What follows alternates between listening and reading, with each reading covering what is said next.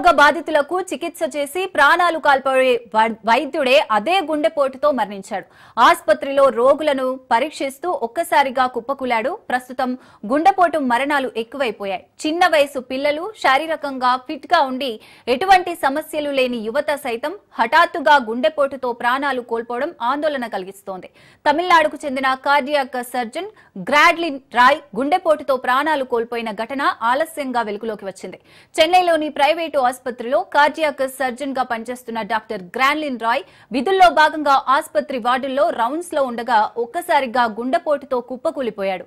అతడిని కాపాడడానికి సహోద్యోగులు ఎన్ని ప్రయత్నాలు చేసినప్పటికీ ఫలితం లేకపోయిందని, గ్రాడ్లిన్ రాయ్ ప్రాణాలు కోల్పోయారని ఆసుపత్రి అధికారులు పేర్కొన్నారు.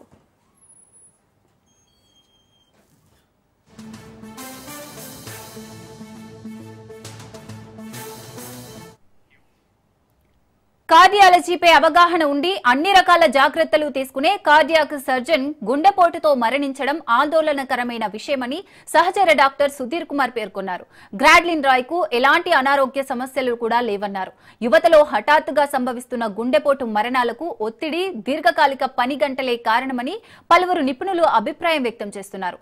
వైద్యులు రోజుకు 12 నుంచి 18 గంటలు పనిచేయాల్సి వస్తుందని, కొన్నిసార్లు ఒకే షిఫ్ట్ లో 24 గంటలు కూడా విధుల్లో ఉండాల్సి వస్తుందన్నారు.